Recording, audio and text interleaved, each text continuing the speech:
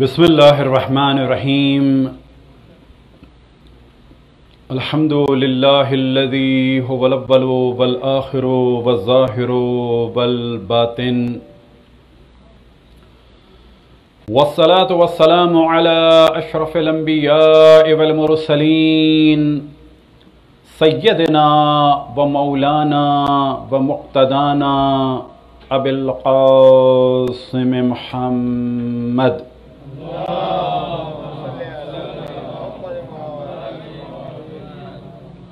वअला अहले बैतिहि तय्यबीन अत्ताहिरीन अल-मअसूमीन सिय्यमा बक़ियतुल्लाहि फ़िल अराज़ीन महदिय्युल मुंतज़र अरवाहुना व अरवाहुल आलमीन लितुराबि मक़दमिहिल फ़िदा व लअनतुल्लाहि अला आदाइहिम व मुनकिरी फ़ज़ाइलिहिम व गासिबी हुक़ूक़िहिम इला क़यामि यौमिद्दीन।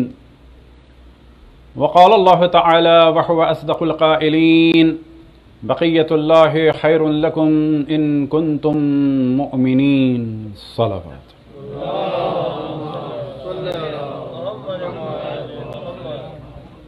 मौज़ू गुफ्तगू जैसा कि आपके इल्म में है, ज़ात मुक़द्दस व मुतहर इमाम ज़मान अलैहिस्सलाम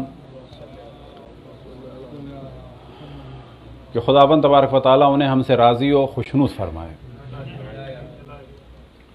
और हमें तौफ़ीक़ अता फ़रमाए कि हम उन्हें राज़ी और खुशनुद करने के लिए अपने आप को तैयार करें। और ये हमने पहले भी तवज्जो दिलाई कि उनके अलावा हमारा कोई नहीं है और हमारे अलावा उनका कोई नहीं है। वो हमसे राज़ी भी हैं, एक हद तक खुशनुद भी हैं।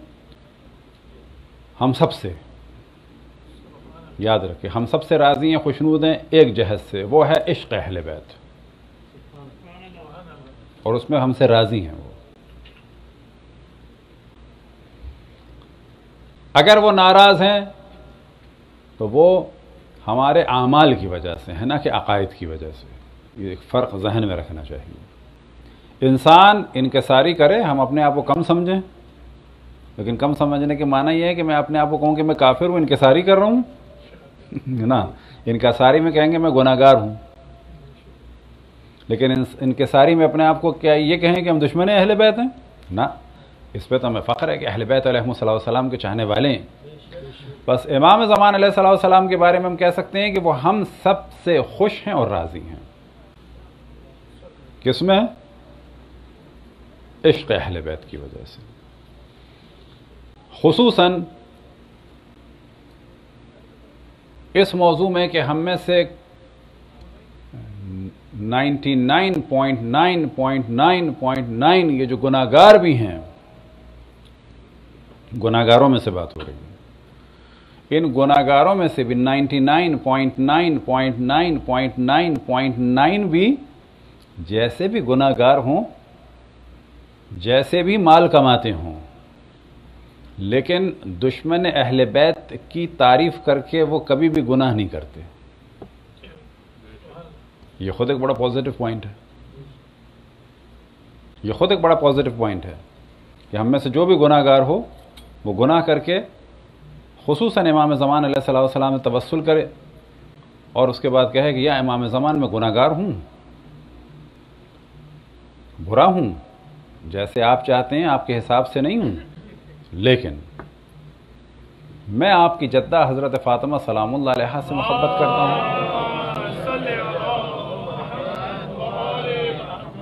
आपके जद मौला अमीरुल मोमिनीन से, इमाम हसन से, इमाम हुसैन से और बाकी तमाम अजदाद से मोहब्बत करता हूँ, और इनमें से किसी के दुश्मन से भी इस दुनिया के लिए गुनाह करता हूँ, लेकिन इनमें से किसी से भी इस दुनिया की किसी भी चीज़ के लिए उन आपके जद्दा और आपके अजदाद के दुश्मनों से कोई मामला नहीं कर सकता। ऐसा है कि नहीं है? यानी आप कोई शराबी से शराबी, फासिक से फासिक से कहें कि इस कातिल जनाब सैयदा का एहतराम कर लो, करेगा? नहीं करेगा। इसका मतलब है शराबी भी ऐसा है कि इसमें एक चीज़ बहुत पॉजिटिव है और उससे इमाम ज़मान क़तअन राज़ी हैं। لیکن یہی شرابی شراب کی وجہ سے، یہی گناہگار گناہ کی وجہ سے، یہی تارک الصلاۃ نماز چھوڑنے کی وجہ سے امام زمان کو رلاتا ہے۔ کس کی وجہ سے؟ عمل کی وجہ سے۔ تو اب ہمیں دونوں جانب توجہ دینی ہے کہ اپنے عقیدے کو بھی مضبوط سے مضبوط کرنا ہے، اہل بیت علیہ السلام سے رابطے کو مضبوط سے مضبوط کرنا ہے، اور اس کے بعد ان کی تعلیمات پر عمل کرنا ہے۔ انہیں بھی ماننا ہے، ان کی بھی ماننی ہے۔ اور ایک جملہ کہ ظاہراً مشہور ہے انڈیا کے بعض علماء کی جانب کہ خداوند تبارک و تعالیٰ سب کے درجات کو بلند سے بلند فرمائے، اور یاد رکھیں کہ یہ جو ہم تک یہ چیزیں پہنچی ہیں یہ انہی بزرگوں کا نتیجہ ہے کہ جو ہم سے پہلے علماء گزر چکے ہیں۔ تو یہ جملہ ظاہراً یا تو مولانا نقن صاحب کا ہے یا شاید صرف نونیروی صاحب کا ہے، واللہ اعلم، بالآخر کسی ایک بزرگ کا ہے، کہ ہمارا حال یہ ہے کہ جب کہا جاتا ہے کہ بھئی تم کہاں ہوگے جنت میں، تو کہتے ہیں جہاں وہ ہوں گے اہل بیت وہاں ہم ہوں گے، اور جب کہا جاتا ہے کہ عمل کرو تو کہتے ہیں ارے صاحب وہ کہاں اور ہم کہاں۔ جب کہا جاتا ہے کہ وہ کہاں ہوں گے تو بھئی جہاں وہ ہوں گے وہاں ہم ہوں گے۔ اچھا ان جیسے تو نہیں بن سکتے، ان کی راہ پہ چلو تو کہتے ہیں ارے صاحب وہ کہاں اور ہم کہاں، یعنی عمل میں وہ کہاں ہم کہاں، اور جب جنت میں مزے لینے کی بات آتی ہے تو ہم کہتے ہیں جہاں وہ وہاں ہم۔ انشاءاللہ جہاں وہ وہاں ہم ہوں گے، لیکن ساتھ میں یہ دعا کرنی چاہیے کہ جو انہوں نے چاہا ہے اس پہ عمل کریں، انہیں بھی مانیں اور ان کی بھی مانیں۔ امام زمان علیہ السلام کی معرفت کے لیے جو سب سے اہم چیز ہے وہ ہے خود امام زمان سے توسل، خود ان کے اجداد سے توسل یعنی باقی 11 ائمہ سے، اور خصوصاً حضرت فاطمہ سلام اللہ علیہا سے توسل، اور رسول اللہ صلی اللہ علیہ وسلم سے توسل، اور سب سے بڑھ کر اللہ سبحانہ و تعالیٰ سے بار بار دعا۔ اور اس زمانے کی جو ایک اہم ترین دعا ہے وہ کیا ہے؟ اللہم عرفنی نفسک، یا اللہ تو مجھے اپنی معرفت کرا۔ وَإِنَّكَ إِن لَمْ تُعَرِفْنِ نَفْسَكَ لَمْ أَعْرِفْ رَسُولَكَ، اور اگر تو نے اپنی معرفت نہیں کرائی تو ہم تیرے رسول کو نہیں پہچان سکتے۔ اللہم عرفنی رسولک، یا اللہ تو ہمیں اپنے رسول کی معرفت کرا۔ وَإِنَّكَ إِن لَمْ تُعَرِفْنِ رَسُولَكَ لَمْ أَعْرِفْ حُجَّتَكَ، اور اگر تو نے اپنے رسول کی معرفت نہیں کرائی تو ہم ان کی حجتوں کو، ان کے ان 12 خلفاء کو نہیں پہچان سکتے۔ اللہم عرفنی حجتک، یا اللہ تو ہمیں اپنی حجت کی معرفت کرا۔ فَإِنَّكَ إِن لَمْ تُعَرِفْنِ حُجَّتَكَ زَلَلْتُ عَنْ دِينِي، اگر تو نے اپنی حجت کی معرفت نہیں کرائی تو میں دین سے بھٹک جاؤں گا۔ بس معلوم یہ ہوا کہ یہ سلسلہ اللہ سبحانہ و تعالیٰ سے ہدایت کا شروع ہوتا ہے۔ اللہ کو ماننے کا فائدہ جب ہوگا جب ہم انبیاء کو، خصوصاً اشرف الانبیاء کو مانیں گے۔ اشرف الانبیاء کو ماننے کا نتیجہ جب نکلے گا جب ان کے 12 خلفاء کو مولا امیر المؤمنین سے لے کے امام زمان علیہ السلام تک مانیں گے، اور اگر ان خلفاء کو، ان حجج خدا کو، ان خدا کی حجتوں کو نہیں پہچانا تو اس کے معنی یہ ہے کہ بظاہر دین تو ہوگا لیکن ہم دیندار نہیں ہوں گے، گمراہ ہوں گے۔ دیندار ہم کہلائیں گے لیکن یہ وہ دین نہیں ہوگا جو اللہ تک لے جائے۔ اس کی مثال میں دیتا ہوں کہ اگر کہیں گاڑی کسی جگہ کھڑی ہو اسکریپ میں، کہ جس میں کچھ بھی نہ ہو، نہ فیول ہے، نہ فیول پمپ ہے، نہ انجن ہے، کچھ نہیں ہے، اسے جب آپ کہتے ہیں اسکریپ پہ پھینکنے کے لیے تو کیا کہتے ہیں؟ ٹی وی اٹھا کے لے جاؤ یا گاڑی اٹھا کے لے جاؤ؟ گاڑی۔ لیکن کیا یہ وہ گاڑی ہے جو انسان کو لے جاتی ہے کہیں منزل مقصود تک؟ یہ کہنے کی حد تک گاڑی ہے لیکن یہ منزل مقصود تک لے کے جانے والی گاڑی نہیں ہے۔ یاد رکھیں کہ اگر اہل بیت کے بغیر کوئی دین لیتا ہے تو وہ بظاہر دیندار ہے، بظاہر مسلمان ہے، لیکن یہ اللہ تک لے جانے والا دین نہیں ہے۔ صلوات پڑھیں پر محمد والے محمد۔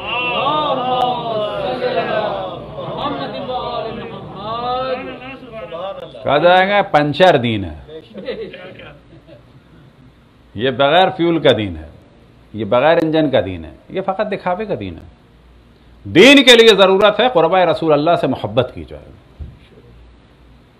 جب تک ان سے محبت نہیں ہوگی، مودت نہیں ہوگی، اس وقت تک ہم رسالت کی اجرت کو ادا نہیں کر سکتے، اور جب تک رسالت کی اجرت اشرف الانبیاء کے ہاتھ میں نہیں رکھیں گے جو پیسہ اور خزانہ اور یہ نہیں ہے، وہ محبت کیا ہے؟ اشرف الانبیاء کی خدمت میں ہمیں دینی ہے کہ ہم آپ کے قربا سے محبت کرتے ہیں۔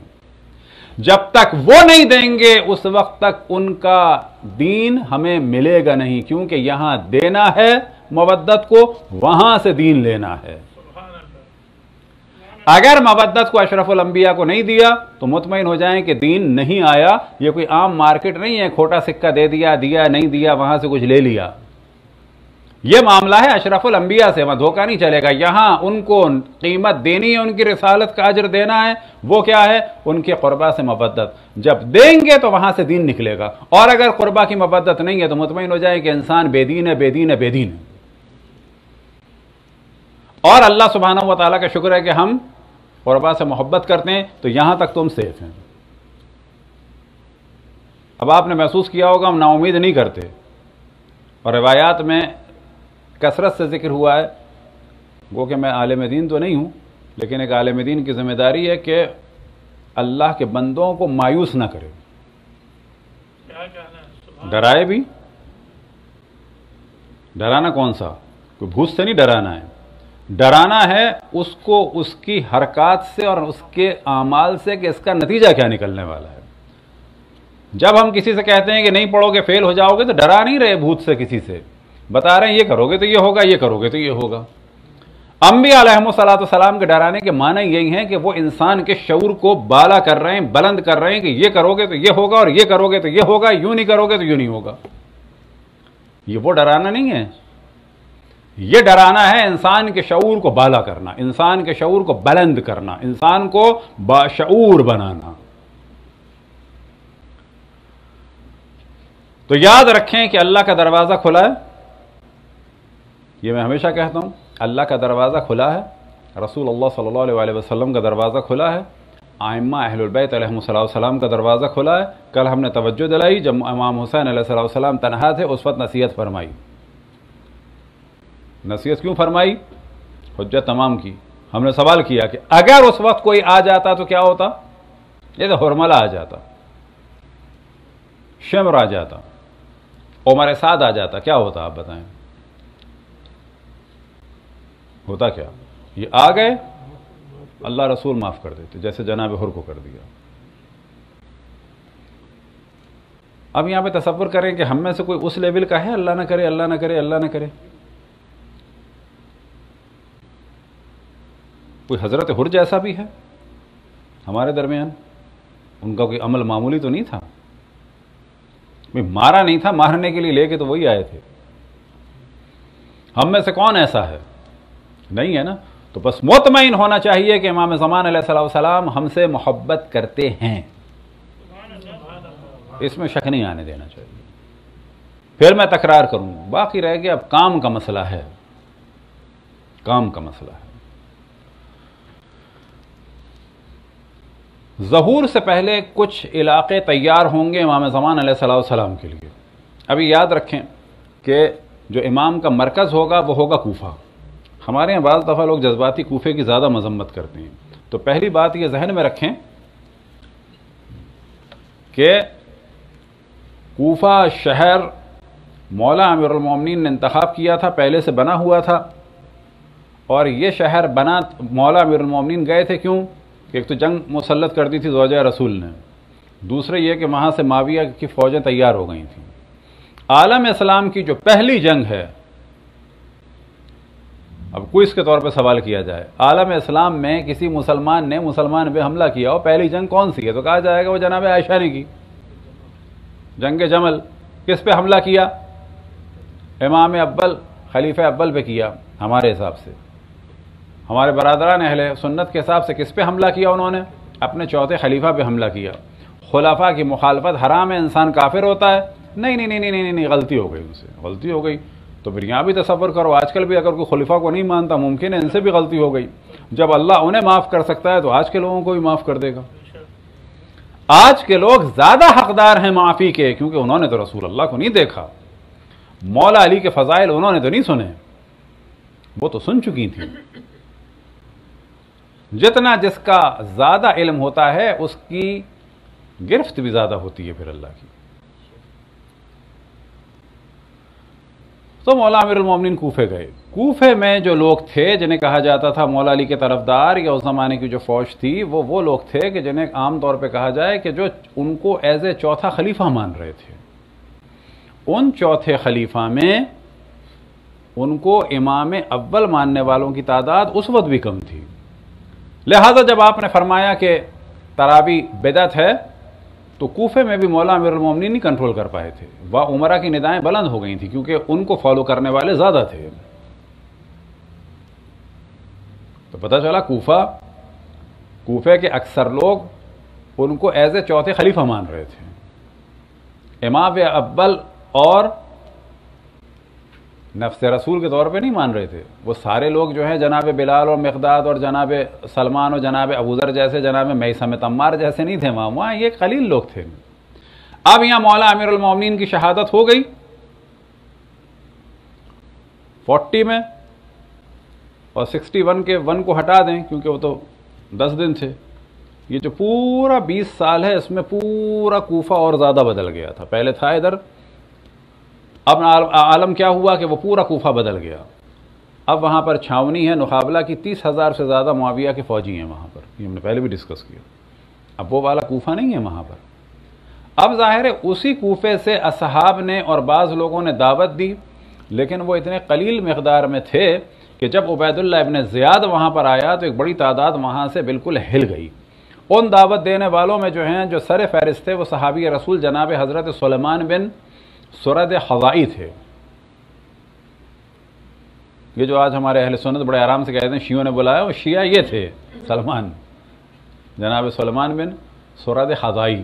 بھیجو گالیاں تو ان کو. اور بہت سارے صحابہ تھے، ان میں جناب حبیب بھی تھے، جناب مسلم ابن اوسجہ بھی تھے. ان صحابہ کا تو ذکر ہی نہیں کرتے.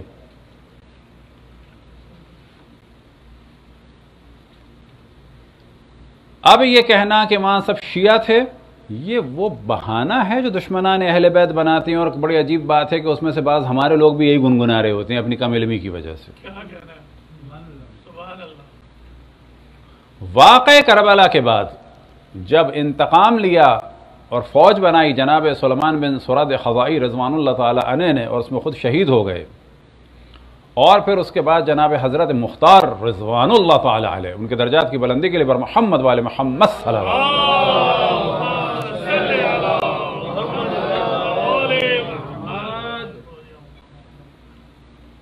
اس کے بعد جو نوبت آئی پھر بھی حالات خراب رہے، لیکن ذہن میں رہے کہ اکثر شہدائے کربلا کوفے کے تھے، وہ خالص لوگ تھے. باقی وہ تھے جو ڈر گئے، ادھر ادھر ہو گئے. صلوات پڑھیں پر محمد والے محمد.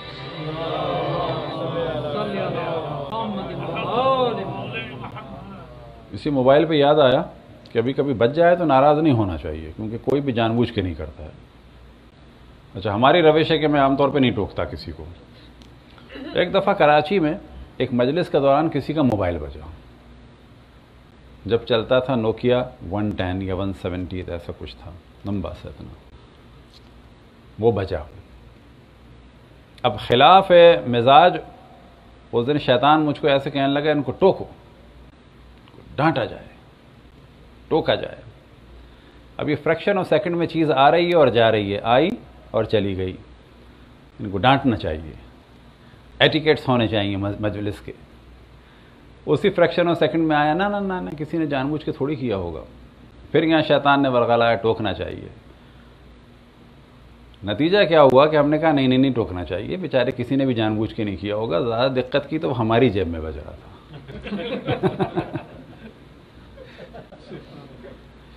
یعنی اس دن مجھے احساس ہوا کہ اگر ہم نرمی نہ دکھاتے تو سب سے زیادہ خود ہی ذلیل ہوتے. لہذا یاد رکھیں، کبھی بھی کوئی بھی موبائل بجے، کوئی سو جائے، سونے دیں اس کو، وہ ثواب کما رہا ہے، اس کو کمانے دیں. اس کو اٹھائیں گے تو بھی اس کو سمجھ میں کچھ نہیں آنا، تو بہتر نہیں ہے some thing is better than nothing. سونے دیں بس فرشتوں کی محفل میں. اسی طریقے سے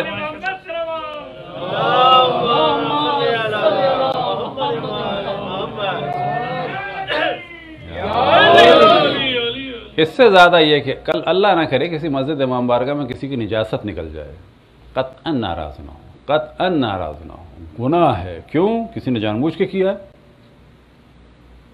بلکہ اس وقت اس کے لیے دعا کریں کہ یا اللہ تو اس کو کنٹرول کی توفیق عطا فرما، جو اس کی بیماری ہے اس سے اس کو نجات عطا فرما، اور اس کے بعد کہیں یہ میں صاف کروں گا تاکہ اس بزم کی صفائی کا ثواب مجھے ملے۔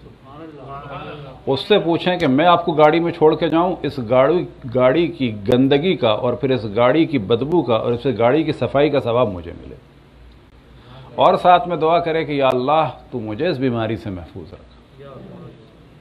تو یہ ذہن میں رکھیں، ہمارے اختیار میں کچھ نہیں ہے۔ یہ آج ہم نے توجہ دلائی تھی، اس کی وجہ سے رک رہا ہے نا، یہ 1 منٹ میں ختم ہو جاتا ہے، یہ نہیں رہتی پاور۔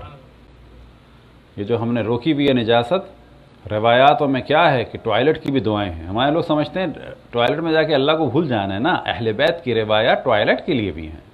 کم ترین جو آپ کو حمد و ثنا کرنی ہے، عربی کی دعا یاد نہیں ہے، کوئی بات نہیں، جس وقت نجاست نکلیں شکر کرے یا اللہ تیرا شکر ہے کہ نظام صحیح چل رہا ہے۔ جس وقت رک جائے یا خود روکیں، یا اللہ تیرا شکر ہے کہ تو نے مجھے روکنے کی صلاحیت دی۔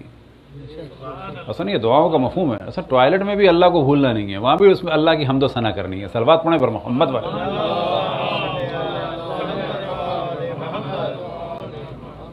تو اب یہ جو کوفے کا حال تھا، بعد میں تدریجاً اہل بیت کے چاہنے والوں کی تعداد وہاں بڑھتی رہی۔ پھر ایک زمانہ آیا، بالکل جسے کہا جائے آخر زمانہ ائمہ علیہم السلام کا، کہ پھر وہ ایک مرکز تشیع بنا۔ بس یاد رکھیں، یہ جو کوفہ آج ہے اور یہ جو کوفہ 60 میں تھا یا 40 میں تھا، تو پرسنٹیج یہ نہیں تھی، یہ پرسنٹیج اپ اینڈ ڈاؤن ہوتی رہتی تھی۔ لہٰذا جس کو بھی بات کرنی ہو، واقعاً بعض دفعہ بہت حساب کتاب رکھنا چاہیے کہ کیا کہہ رہے ہیں کیا نہیں کہہ رہے ہیں۔ اس وقت ہمارے یہاں بعض دفعہ کوفے اور اہل کوفے کا مذاق بنتا ہے، ہاں اگر یہ توہین بن رہی ہے اصحاب ائمہ کی تو جائز نہیں ہے، اور یہی کوفہ امام زمان علیہ السلام کا مرکز ہوگا، یاد رکھیں۔ تو اب یہاں آج ہم توجہ دلاتے ہیں، تاکہ ہماری زیادہ توجہ یہ نہیں ہے کہ مشکل کوئی روایات بیان ہو، بلکہ زیادہ توجہ یہ ہے کہ جب آپ اخبار پڑھیں تو خود بخود آپ کی توجہ جائے کہ کچھ ہو رہا ہے۔ بس ظہور سے پہلے یاد رکھیں کہ عراق میں خصوصاً کوفہ شیعوں کا مرکز ہوگا اور مضبوط مرکز ہوگا، اور امام زمان علیہ السلام کا جو مرکز ہوگا اور اس زمانے میں پوری دنیا کا جو کیپٹل ہوگا وہ یہ کوفہ ہوگا۔ اس کوفے کا اتنا مذاق نہ بننے دیں۔ اور جو امام زمان علیہ السلام کی رہائش ہوگی وہ اسی کوفے میں ہوگی، مسجد صحلہ میں، اور امام زمان علیہ السلام کے لیے جو راہ ہموار ہوگی وہ ایران سے ہوگی، عراق سے ہوگی، یمن سے ہوگی، شام سے ہوگی۔ لہٰذا ہم بار بار توجہ دلاتے ہیں کہ ہمارے ہاں کچھ لوگ نام لے کے علماء کا، مراجع کا، انقلاب کا جان بوجھ کے ایسی باتیں کرتے ہیں کہ جس سے لوگ ایکسپلائڈ ہوں، اور اس کے بعد علماء یا مراجع اور بزرگان یا ایران کو گالیاں دیں۔ عام مومنین سمجھ ہی نہیں پاتے کہ یہ تو یہ چاہ رہے ہیں۔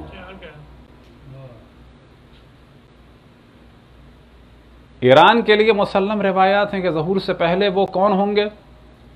ہمارے قائم کی راہ کو ہموار کرنے والے ہوں گے۔ پرچم حق جو سب سے زیادہ حق والا پرچم ہوگا وہ یمن سے ظاہر ہوگا۔ اب اگر ایک مولوی یمن کا آ جائے اور حوثیوں کا نام لے، یا مثال کے طور پر ہم نہیں کہتے کہ یہ یمانی ہیں، ممکن ہے کہ یہ یمانی ہو، ممکن ہے نہ ہو، فرض کی بات یہ ہے کہ یمن کا مولوی آنے کے بعد مثال کے طور پر الٹی سیدھی بات کرے، مثلاً آپ سے کہہ دے کہ یہ رونا بیکار ہے، یا مثال کے طور پر کسی بزرگ کی توہین کر دے، تو آپ پورے یمن کے خلاف ہو جائیں، تو وہ تو چاہیے رہا ہے۔ تو اس میں بہت زیادہ بیلنس رہیں۔ تو پتہ ہونا چاہیے کہ ظہور کے بعد جو ہمارا مرکز ہوگا وہ یہ ہوگا، امام زمان علیہ السلام کی جو افواج ہوں گی خصوصاً ایران سے ہوں گی، عراق سے ہوں گی، اور شام میں کچھ لوگ ہوں گے، اور خصوصاً یمن میں۔ حتیٰ روایتوں میں آیا ہے کہ سب سے زیادہ ہدایت کا جو پرچم ہے وہ یمانی کا ہوگا۔ تو یہ تو ہم نے اصل موضوع بیان کیا کہ یہ ہوگا۔ ایک دو شہروں کی جانب توجہ دلائیں تاکہ انسان الرٹ رہے۔ مثال کے طور پہ آیت اللہ العظمی بہجت سے جب سوال کیا جاتا تھا کہ ظہور کے بارے میں آپ فرمائیں کہ کس طرح توجہ دیں، کیا دیں، تو وہ فرماتے تھے یمن پہ نگاہ رکھو، اب یہ جو فرما رہے ہیں یمن پہ نگاہ رکھو، اس سے مراد کیا ہے؟ اس سے مراد یہ ہے کہ یمن کے حالات اور واقعات کو دیکھو. اگر یہ اہل بیت علیہ السلام کی جانب بڑھتا چلا جا رہا ہے کہ بڑھ رہا ہے، تو اس کا مطلب ہے کہ یہ اب زمین ہموار ہو رہی ہے. اس ٹاپک کو عام طور پہ کہا جاتا ہے ہمارے کتابوں میں الممہدون للمہدی، یعنی مہدی کی راہ کو ہموار کرنے والے. اور اس میں خصوصاً کون پارٹ پلے کرے گا؟ اہل قم. اہل قم کیا کریں گے؟ اہل قم کے لیے یہ ہے کہ یہ اگر اہل قم نہ ہوتے، حتیٰ روایت یہاں تک ہے لولا القمیین لضاع الدین، اگر اہل قم نہ ہوتے دین برباد ہو جاتا. تو بعض لوگوں کی وجہ سے آپ قلم اور اہل قم اور علماء اور مراجع کی توہین کریں، وہ تو چاہتے ہی ہیں. یاد رکھیں کسی کو خراب کرنے کا طریقہ جو ہے میڈیا پالیسی کے حساب سے وہ یہ نہیں ہوتا کہ گالی دی جائے خالی. ابھی اگر کوئی گالی دے کسی کو، مثلا کسی مرجع کو، آپ سب کھڑے ہو جائیں گے، بری بات ہے. لیکن فرض کریں اس مرجع کے نام سے میں کہوں، فرض کی بات ہے کہ یہ مجلس بدعت ہے. کس نے فرمایا؟ مثلا فلاں حضرت آیت اللہ العظمیٰ نے. آپ کیا کریں گے؟ آپ فوراً انہیں گالیاں دیں گے. تو گالیاں دے کے گالیاں دلوانے کا ایک طریقہ ہوتا ہے، اور ایسے کام کرو کہ جس سے لوگ خود بخود گالیاں دیں، یہ الگ شاطرانہ طریقہ ہوتا ہے. تو یہ تو ہیں اہم شہر کہ ان کے اوپر توجہ رہنی چاہیے. قم، اور قم سے مراد روایتوں میں ہے پورا قم اور پورا یہ علاقہ فارس کا. اور یہاں پر ایک چیز دیکھی جا سکتی ہے، یاد رکھیں کہ جتنا ذکر امام زمان علیہ السلام کا انقلاب کے بعد ہوا ہے، اتنا تمام علماء مراجع کہتے ہیں کبھی بھی نہیں ہوا ہے. نماز امام زمان، دعائے امام زمان، دعائے توسل، مختلف دعائیں، القائم، الحجت، المہدی، العصر، اس نام کے جتنے مدرسے بنے ہیں تاریخ تشیع میں کبھی بھی اتنے نہیں بنے. اس نام کے جتنے ادارے بنے ہیں امام زمان علیہ السلام کے ان القاب اور ناموں کے، اتنے کبھی بھی تاریخ شیعت میں نہیں بنے. جتنی کتابیں امام زمان علیہ السلام کے بارے میں آئیں ہیں، اس وقت ہماری کتابیں وہ دربدر ہیں، دعا کریں کہ وہ آ جائیں. پورا ہمارے پاس، جبکہ پورا نہیں ہمارے پاس، ایک شیلف تقریباً 8 فٹ بائی 4 چوڑائی، اور اس میں کم سے کم جہاں تک ہمیں یاد ہے 8 شیلف تھے. وہ پورا بھرا ہوا ہے صرف امام زمان علیہ السلام کی کتابوں کا، جو اس وقت کی ہیں تقریباً. اتنی کبھی کتابیں نہیں ہیں. تو امام زمان کا ذکر، امام زمان کے القاب، امام زمان کی دعا، مسجد جمکران، مسجد سہلہ، شب بدھ کے اعمال، یہ ساری چیزوں کا تصور اب یاد رکھیں کہ یہ بالکل ایک آ رہا ہے، انقلاب کے بعد آیا. وجہ کیا تھی؟ کہ اب زمین ہموار ہو رہی ہے. ہمارے زمانے میں جب ہم گئے ہیں، ہم 50 سال پہلے نہیں گئے، ہم 86 میں گئے، پھر آئے، پھر 88 میں گئے فائنلی. ٹھیک، میں اپنے زمانے میں آرام سے راتوں کو سویا ہوں جمگران میں بغیر کسی پرابلم کے. کوئی ہوتے ہی نہیں تھے لوگ زیادہ. عام دنوں کی بات نہیں ہو رہی، شب جمعہ کی بات ہو رہی ہے. آرام سے آپ سو سکتے تھے. ایسا نہیں کہ صرف ہم ہوتے تھے، نہیں، سونے کو مل جاتا تھا. اور کیا مل جاتا تھا کہ آرام سے آپ 2-2.5 گھنٹے 4 گھنٹے کوئی زیارت کرنے کوئی پرابلم نہیں ہوتا تھا. لیکن 95 اور 90 میں یہ زمانہ ہو گیا تھا. ہم بات کر رہے ہیں چھوٹی مسجد کی، جب چھوٹی تھی جمکران. ہم جب گئے ہیں تو مسجد کے بیچ میں سے پلر جا رہا تھا، یعنی بڑی مسجد بن رہی تھی، اس کے نیچے چھوٹی مسجد تھی. چھوٹی مسجد چل رہی تھی، اس کے اوپر بڑی مسجد بن رہی تھی. یعنی اگر آپ چھوٹی مسجد میں چلے جائیں تو اوپر نظر نہیں آتا تھا کیا ہو رہا ہے، اور اگر باہر سے دیکھیں تو اندر نظر نہیں آتا تھا کیا ہو رہا ہے. یعنی آپ گئے ہیں بڑی مسجد میں، داخل ہو گئے چھوٹی مسجد میں. وہ بعد میں ختم کی ہے، اندر اس کے ستون نظر آتے تھے چھوٹی مسجد کی. 90 اور 95 میں یہ عالم ہو گیا تھا 2-3 سال کے بعد ہی، اور خصوصاً 2000 کے آس پاس اور 97 میں خود میری روش یہ تھی، یقین جانیں آپ، میں صرف 2 رکعت نماز مسجد جمکران پڑھتا تھا اور صرف 2 رکعت نماز امام زمان پڑھتا تھا. اور اس کے بعد ایسے کر کے دیکھتا تھا. وہ کس لیے؟ کہ اگر کوئی میری صورت دیکھ رہا ہے جگہ کے لیے تو پھر میں نماز مزید نہیں پڑھتا تھا، میں کوشش کرتا تھا کہ اس کو دے دوں، میری نماز پڑھنے سے زیادہ اس وقت اس کو دیا جائے، کیونکہ ایک بہت بڑی تعداد میں لوگ آتے تھے کاشان سے، اصفہان سے، تہران سے، تو میری خواہش ہوتی تھی اس وقت نماز پڑھنے سے بہتر ہے اس کو نماز کی جگہ دے دی جائے۔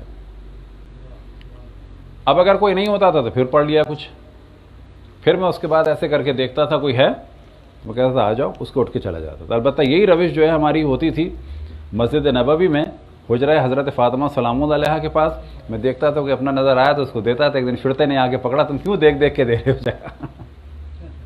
کیا دیکھ رہے ہو؟ سمجھ گیا تھا کہ یہ چھوڑنے والا نہیں ہے، یہ دیکھ رہا ہے کہ کوئی خاص نظر آئے اہل بیت کا چاہنے والا چہرہ تو اس کو دوں۔ صلوات پڑھیں بر محمد والے محمد۔ تو اس جانب توجہ رہے کہ دشمن کی سازشوں کے طریقے الگ الگ ہوتے ہیں، اس میں سے بعض دفعہ اپنے لوگ استعمال ہوتے ہیں، اپنے لوگ بعض استعمال اتنے کوڑ مغز ہوتے ہیں، بعض اپنے لوگ ان کو پتہ ہی نہیں ہوتا وہ کر کیا رہے ہیں، اور بعض شاطر ہوتے ہیں، بک چکے ہوتے ہیں۔ اب یہ ذہن میں رکھیں کہ کچھ اور جگہیں ہیں، ادھر اب آپ کو خبروں کی توجہ دینی ہوگی۔ ان میں سے صرف 2 جگہوں کا نام لیتے ہیں ہم، یہ تو وہ ہیں کہ جو روایت میں کثرت سے اور سارے شیعہ کو جان گئے ان جگہوں کو۔ 2 جگہوں کا ذکر کریں، ایک جگہ ہے جس کو کہا جاتا ہے آذربائیجان۔ آذربائیجان کی ایک روایت ہے، امام فرماتے ہیں لا بد لنا من آذربائیجان، آذربائیجان ہمارے لیے ضروری ہے۔ آپ جانتے ہیں اس پر سب سے زیادہ پرسنٹیج شیعہ پاپولیشن، عدد نہیں پرسنٹیج سب سے زیادہ کہاں ہے؟ ایران کے بعد آذربائیجان۔ آذربائیجان کا جو کیپٹل ہے باکو، کہ جس کا فارسی نام تھا بادکوبے۔ بادکوبے یوں تھا کہ کیسپین کے پاس تھا، ہوا اتنی زور سے آ کے ٹکراتی تھی کہ اس کو کہتے تھے ہوا ٹکرا رہی ہے، ہوا مارتی آ کے، بادکوبے، کوبیدن یعنی مارتی ہے، وہاں سے اس کا نام ہو گیا باکو۔ آج کل وہاں پر جو لوگ مسلط ہیں وہ بڑے دین کے خلاف ہیں، لیکن دین کی تحریکیں چل رہی ہیں۔ وہاں پر ایک قبر مطہر ہے حضرت معصومہ سلام اللہ علیہا کی بہن کی، اور وہ ایک طرح سے وہاں پہ مرکز ہے۔ اب آپ دیکھیں کہ عجیب سلسلہ ہے، ایک قبر ہے بہن کی حضرت معصومہ سلام اللہ علیہ میں، ان کی یہاں پر ہے، اور وہ ایک طرح سے مرکز ہے اس روحانیت کا اور ولایت کا۔ ایک اور شہر ہے کہ جس کا روایات میں ذکر ہے اور آپ کو بڑا تعجب ہوگا، اور اس شہر کے بارے میں اور اس روایت کے بارے میں حتیٰ ہمارے خیال میں ایک بڑی تعداد علماء کی بھی نہیں جانتی، کیونکہ یاد رکھیں بہت ساری روایات ہیں جو ایک دم سے نگاہوں میں آتی ہیں، یعنی انسان دیکھتا رہتا ہے، بعض دفعہ توجہ نہیں ہوتی۔ ایک روایت ہے خود بہار کی ہے، امام کی ہے، اور اس میں امام فرماتے ہیں ان اللہ اختار من جمیع البلاد، کہ اللہ سبحانہ و تعالیٰ نے تمام شہروں میں اختیار کیا ہے کس کو؟ اب یاد رکھیں کہ بعض دفعہ روایتوں میں کمیاں بھی ہوئی ہیں، لیکن اس میں 3 کا نام ہے، ممکن ہے اور کا ہو، وہ کھو گیا، کٹ گیا، کتابیں جلی ہیں، کتابوں میں کیڑے لگ گئے، دیمک لگ گئی، تو وہاں پر 3 شہروں کے نام ہیں۔ ان اللہ اختار من جمیع البلاد القم، تو خداوند تبارک و تعالیٰ نے تمام شہروں میں منتخب فرمایا کہ اس کو قم کو۔ اب یہ ذہن میں رکھیں کہ یہاں پر مراد ہو رہی ہے ظہور سے مراد، وہ اللہ تو پہلے مکہ مدینہ ہے، کربلا ہے، نجف ہے، قم، اور کیا چیز؟ کوفہ، اور کون سا؟ اب آپ کو تعجب ہوگا، تیسرا شہر کہ جو آپ لوگوں کو بھی تعجب ہوگا اور آپ میں پہنچ بھی نہیں سکتے، سوچ بھی نہیں سکتے، آپ کہیں گے یہ ہو کیسے سکتا ہے، اس کا نام ہے طبلس۔ طبلس کو عربی میں کہا جاتا ہے تفلیس۔ تفلیس شہر ہے کس کا؟ جارجیا کا۔ جارجیا اس وقت جو ہے بڑی شدید کرسچن اسٹیٹ ہے، کہ جہاں پر 70% جو ہے وہ کرسچن ہیں، 30% کے قریب مسلم ہیں، مسلموں میں تقریباً آدھے شیعہ ہیں، آدھے سنی ہیں، اور یہ واحد ملک ہے کہ جس کے پرچم میں 5 کراس ہیں، اور یہ شہر منسوب ہے کس سے؟ جناب حضرت جرجیس سے، یہ ملک پورا۔ جناب جرجیس کون تھے؟ جناب حضرت جارج۔ یہ جناب جارج کون تھے؟ حضرت عیسیٰ کے بعد یا حواریوں کے شاگرد تھے، یا ایک قول کے مطابق نبی تھے۔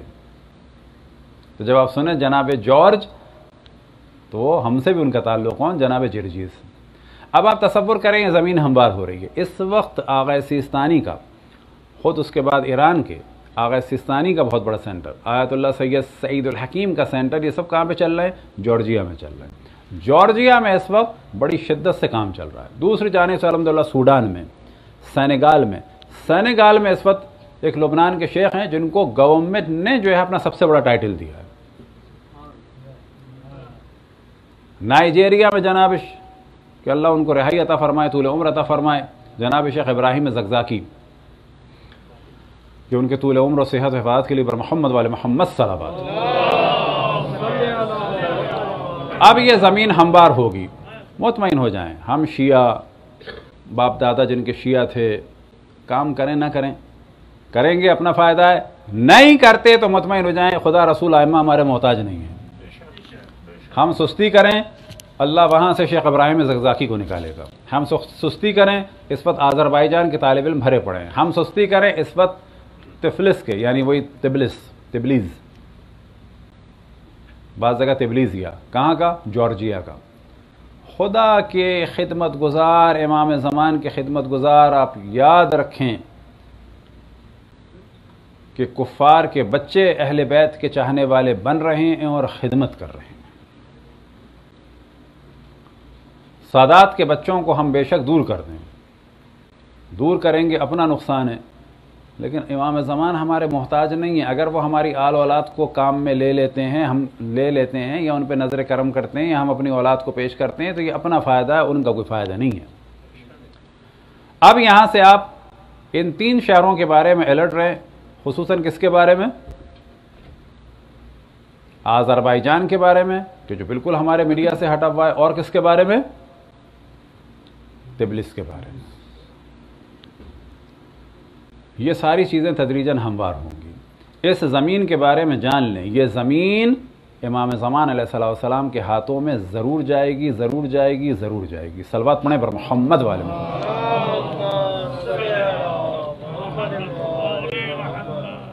آج کا دن منسوب ہے اس شہید سے کہ جس کی شہادت کی وجہ سے امام حسین کی مظلومیت ثابت ہو گئی. یہ بڑے آرام سے کہہ دیا جاتا ہے جی، مراجع اور علماء عزاداری نہیں کرتے. اب آپ کو واقعہ بتاؤں، اور یاد رکھیں، ذکر اہل بیت میں، مصائب اہل بیت میں، صلوات میں اور دشمنوں پر لعنت بھیجنے میں ہمارے مراجع اور بزرگان سے کسی کا کوئی مقابلہ نہیں ہے. دشمنان اہل بیت پر کثرت سے توجہ دلاتے ہیں ہمارے مراجع الزام. ضروری نہیں ہر بات وہ شور کریں، کثرت سے توجہ دلاتے ہیں کہ کثرت سے لعن پڑھو دشمنان اہل بیت پر. آپ کا کام اٹکتا ہے، آپ صلوات کی تسبیح مانتے ہیں، دشمنان اہل بیت کا نام لے کے تسبیح مانیں. آپ یا اللہ اگر یہ میرا کام ہو گیا تو اس دشمن خدا، اس دشمن رسول اللہ، اس دشمن اہل بیت علیہ السلام پر 1000 دفعہ، 500 دفعہ، 1 دفعہ، 10 دفعہ، 20 دفعہ لعنت بھیجوں گا.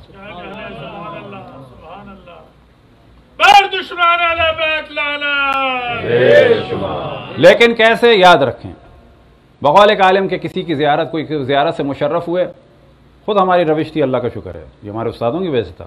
ہم طواف کی واجب مستحب دعا پڑھتے تھے. طواف میں یاد رکھیں کچھ پڑھنا واجب نہیں ہے، صرف طواف کرنا ہے. ایک دعا مستحب ہے، چھوٹی سی دعا ہے، 2 منٹ میں بھی، 2 منٹ بھی بڑی بات ہے، آدھے منٹ کی ہوتی ہے. اس کے بعد ہم کیا کرتے تھے؟ لعن. بقول ایک ہمارے مومن کے کہ ایک صاحب لعن میں مصروف تھے اور امام زمان علیہ السلام کی ان کو زیارت ہوئی اور امام زمان علیہ السلام تبسم فرما رہے تھے اور اس سے فرمایا، یعنی اس کی لعن سے خوش تھے، اور اس سے فرمایا کہ تمہاری یہ لعنت ہماری جدہ کے زخموں پر مرہم کے طور پہ ہے، لیکن آہستہ کہ دشمن کو خبر نہ ہو. نہیں ہے کہ قتل عام ہو جائے، اپنی آل اولاد کو بتایا جائے. دشمنان اہل بیت سے براعت، دشمنان اہل بیت کے لیے دل کو نرم نہیں کرنا ہے. حضرت آیت اللہ عظمہ مرزا قمی کے جن کی وفات کو تقریباً 216 17 18 سال ہو چکے ہیں، وہ مرجع تقلید تھے علی الاطلاق پورے عنان عراق کے. بڑھاپے کی ان کی عمر ہے اور ان کی روش یہ تھی کہ درس خارج سے پہلے فرماتے تھے کہ، اور یہ عام طور پہ ابھی بھی ہوتا ہے کہ درس خارج سے پہلے ایک اچھی بڑی تعداد علماء کی کہتی ہے تلاوت قرآن کے بعد ایک چھوٹا سا ذکر اہل بیت مصائب کا ہو. جو بھی گیا، جو آیت کی تلاوت کر لی، جو بھی گیا، جس اہل بیت میں سے جس کے بھی مصائب خصوصاً کربلا کے ہوتے ہیں، جس کے بھی کر دیے، کبھی کسی نے حضرت علی اکبر کے کر دیے، کبھی کسی نے حضرت علی اصغر کے کر دیے، کبھی کسی نے اسیری کر دیے، 1-2 منٹ کے کرنے پھر اس کو درس شروع ہو جاتا ہے. ابھی بھی یہ روش ہے. آیت اللہ العظمہ مرزا قمی بعض دفعہ تاکید کرتے تھے کہ آج مصائب پڑھنے حضرت علی اصغر کے. اب یہ بات مصائب پڑھنے والوں نے، ان کے شاگردوں نے محسوس کی کہ بعض دفعہ یہ تاکید کرتے ہیں کہ آج حضرت علی اصغر کے مصائب پڑھنے ہیں. اب انہوں نے سوال کیا کہ یہ مصائب تو آپ پڑھواتے ہیں، بعض دفعہ یہ تاکید کیوں فرماتے ہیں کہ آج حضرت علی اصغر کے مصائب پڑھنے ہیں؟ تو انہوں نے فرمایا کہ جب میں کہتا ہوں کہ آج حضرت علی اصغر کے مصائب پڑھنے، تو در حقیقت جب میں بہت مشکلات میں گرفتار ہو جاتا ہوں تو اس دن میں حضرت علی اصغر کے مصائب پڑھواتا ہوں. یہ کون فرما رہے ہیں؟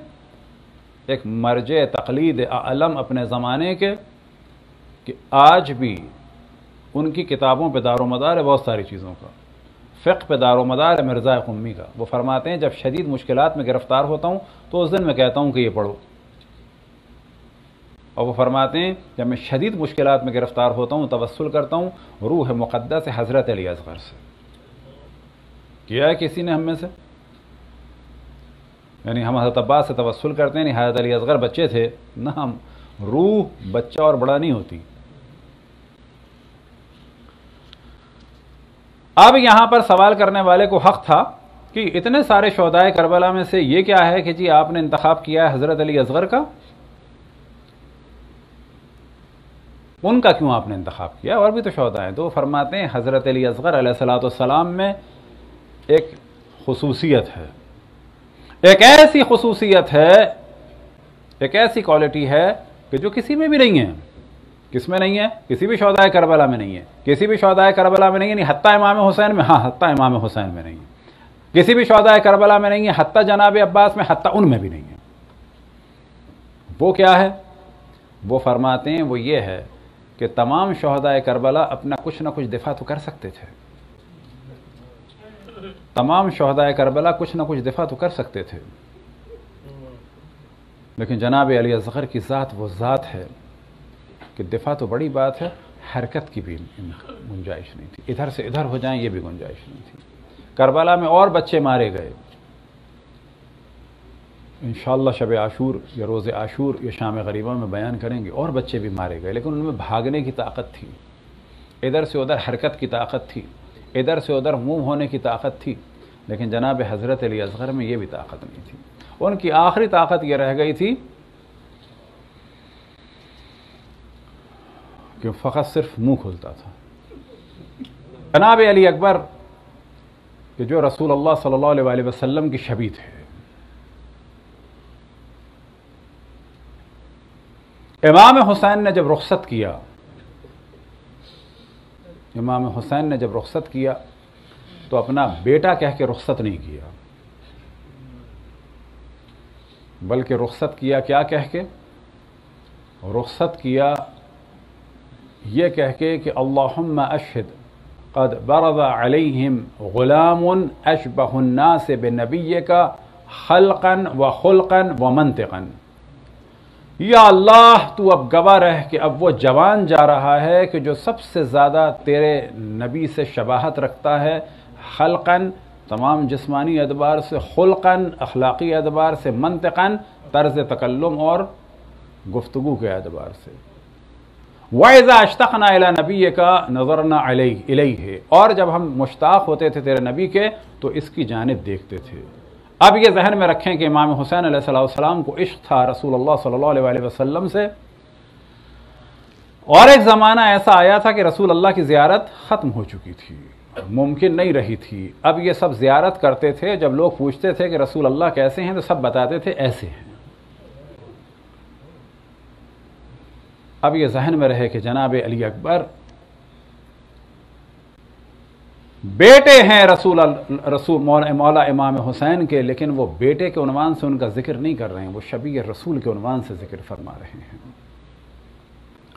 وہ یہ نہیں فرما رہے کہ یہ میرا بیٹا جا رہا ہے، وہ یہ فرما رہے ہیں کہ یہ شبیہ رسول جا رہا ہے.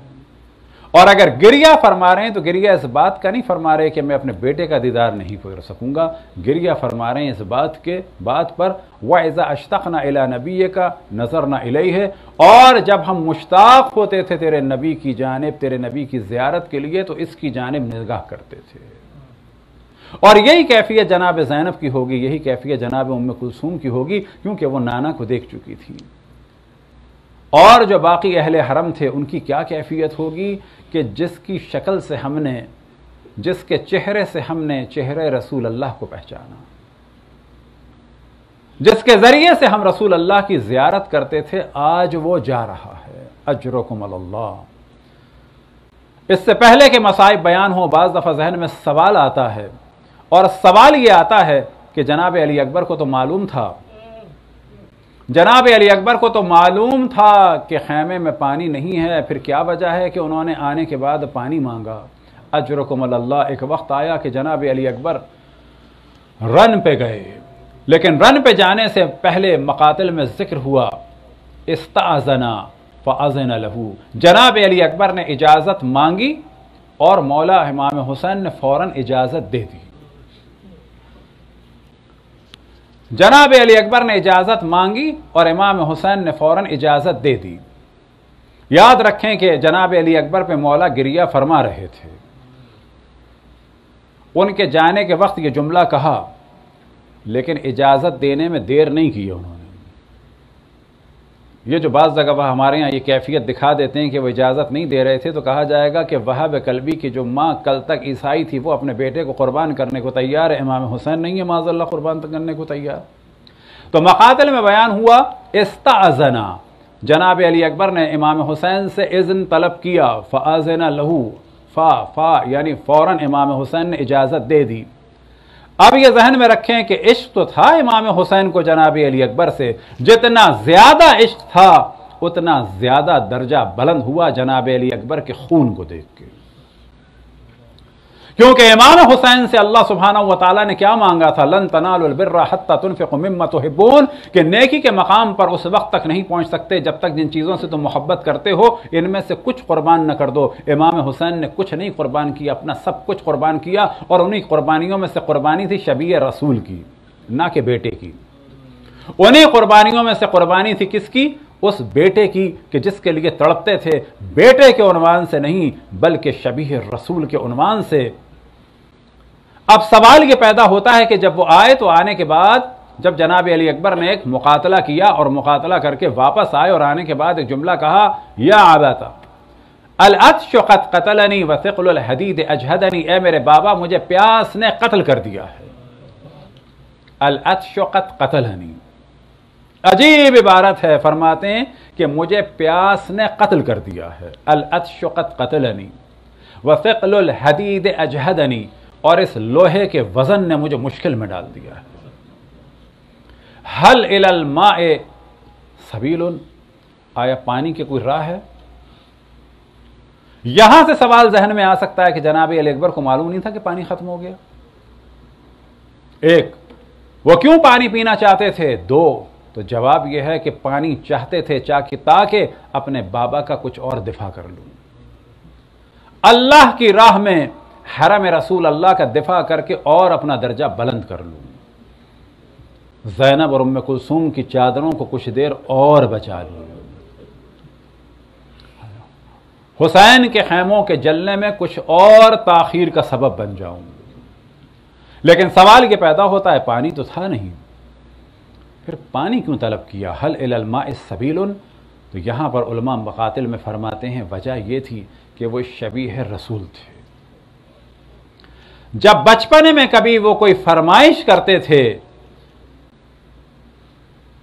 اور بعض دفعہ روایات میں نقل ہوا کہ مسجد نبوی میں بیٹھے ہیں، جناب علی اکبر نے اپنے بچپنے میں فرمائش کی ہے کسی ایسی چیز کی، کہ بعض روایات میں پھل ہوا ایسے پھل کی کہ جس کا موسم نہیں ہے، تو امام حسین علیہ السلام احترام چہرے رسول اللہ کے، امام حسین علیہ السلام آواز رسول اللہ کے، احترام آواز رسول اللہ کی وجہ سے، امام حسین علیہ السلام رسول اللہ جیسے ہونٹوں کی جنبش کی وجہ سے ان کی بات کا انکار نہیں کرتے تھے۔ بعض دفعہ اس طرح سے ہاتھ بڑھایا انہوں نے، اور جو انہوں نے چیز مانگی ان کو دیا، احترام رسول اللہ کی وجہ سے۔ آج جناب علی اکبر نے سوال کیا، آپ جانتے ہیں کیا سوال کیا؟ کہ بابا میں آپ کا دفاع کرنا چاہتا ہوں، حرم رسول اللہ کا دفاع کرنا چاہتا ہوں، زینب اور ام کلثوم کی چادروں کو بچانا چاہتا ہوں، کیا پانی کے لیے کوئی امکان ہے معجزے کے ذریعے سے بھی؟ لیکن آج امام حسین کا امتحان بڑا سخت ہے، ایسا امتحان ہے کہ حسین تم اس چہرے کو بھی آج پانی نہیں پلا سکتے، حتیٰ معجزے کے ذریعے سے تمہارا درجہ بلند سے بلند ہوتا چلا جائے گا، مصائب پڑھتے چلے جائیں گے، تمہارا صبر کا معیار بڑھتا چلا جائے گا اور درجہ بلند ہوتا چلا جائے گا، اجرکم علی اللہ۔ جناب علی اکبر نے آ کے سوال کیا تو امام حسین نے جواب دیا کہ نہ، آج پانی کی اجازت حتیٰ معجزے سے بھی نہیں ہے۔ اس کے بعد کیا کیا تو بعض جگہ بیان ہوا کہ اپنی زبان جناب علی اکبر کے دہن مبارک میں ڈالی۔ مراد کیا ہے کہ بعض جگہ ہمارے بعض اساتید نے بہت ہی لطیف تعبیر کی کہ رسول اللہ امام حسین کو چومتے تھے، اپنی زبان امام حسین کے دہن مبارک میں ڈالتے تھے۔ امام حسین نے آخر وقت میں شبیہ رسول کو رخصت کرتے ہوئے اسی محبت کا اظہار کیا جو رسول اللہ امام حسین سے فرماتے تھے۔ آج امام حسین نے اپنے بیٹے کے ہونٹوں کا بوسہ لیا، اپنی زبان مبارک امامت کو ان کے دہن مبارک میں داخل کیا تو انہوں نے فرمایا بابا آپ کی زبان تو مجھ سے بھی زیادہ خشک ہے۔ پھر بعض جگہ بیان ہوا کہ آپ نے اپنی انگشتر مبارک ان کے دہن میں رکھ دی۔ اب جناب علی اکبر آپ جانتے ہیں کہ وہ یہ ان کو احساس ہے کہ میرا باپ تڑپ رہا ہے، کس وجہ سے؟ اصحاب اور انصار کی شہادت ایک جانب، میرا باپ تڑپ رہا ہے شبیہ رسول کی پیاس کو دیکھ کر۔ اب ایک وقت آیا کہ جناب علی اکبر نے مقتل کا رخ کیا، ایک وقت آیا کہ امام حسین کی نگاہیں جناب علی اکبر کی جانب ہیں، کبھی ایک سے مقابلہ ہوا، کبھی دوسرے سے مقابلہ ہوا، یہاں تک کہ عمر سعد نے فوج نے حکم دیا کہ ہر جانب سے گھیر کے حملہ کرو، کبھی تیر چلنے لگے، کبھی تلواریں چلنے لگیں، کبھی نیزے چلنے لگے۔ بعض مقاتل میں ایک نقشہ کھینچا گیا قتل جناب علی اکبر کا کہ امام حسین کو اب اسب باوفا میں جناب علی اکبر نظر نہیں آ رہے ہیں، اب جناب علی اکبر زمین کربلا پر گر چکے ہیں، ان پر تلواروں کے وار ہو رہے ہیں۔ اب کہاں پر جناب علی اکبر کو امام حسین دیکھیں تو آپ جانتے ہیں کہاں پر بڑے امام حسین؟ اس جانب بڑے کہ جہاں دیکھ رہے تھے کہ تلواریں چمک رہی ہیں، اٹھ رہی ہیں اور دوبارہ زمین کی جانب آ رہی ہیں، اور یہی وہ مرحلہ ہے کہ جس کے لیے روایتوں میں نقل ہوا فَقَتَلُوهُ بِأَسْيَافِهِمْ عِرْبًا عِرْبًا کہ ان لوگوں نے اپنی تلواروں کے وار کر کر کے علی اکبر کے ٹکڑے ٹکڑے کر دیے۔ اجرکم علی اللہ۔ ایک وقت آیا کہ جناب علی اکبر کے جسم اثر کے پاس امام حسین پہنچے، اب جناب حاجرہ کو ہم ندا دیں گے، یا جناب حاجرہ کل مکے کے میدان میں دشت خانہ کعبہ کے پاس آپ جناب اسماعیل کو ایڑیاں رگڑتے ہوئے دیکھ رہی تھیں، ایڑیوں کے پاس سے پانی ابلا تو آپ گھبرا گئیں اور گھبرا کے آپ نے کہا زمزم، یا جناب ابراہیم، یا جناب اسماعیل، یا جناب حاجرہ آئیے دشت کربلا میں اپنے فرزند حسین کو دیکھیے۔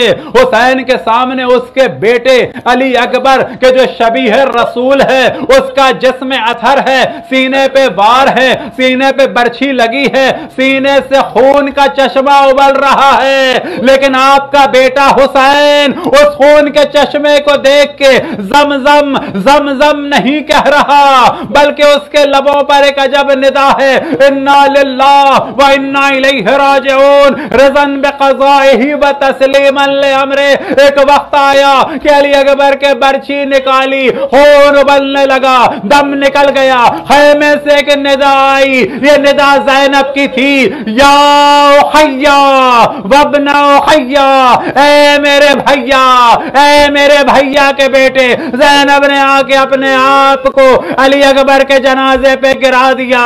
اب ایک وقت آیا کہ حسین نے کبھی اپنے آپ کو سنبھالا ہوگا، کبھی مادر علی اکبر کو دیکھا ہوگا تو کبھی زینب کو دیکھا، رن میں ایک ندا بلند ہوئی، انا للہ و انا الیہ راجعون رضا بقضائہ و تسلیما لامرہ، انا للہ و انا الیہ راجعون۔ ماتم حسین۔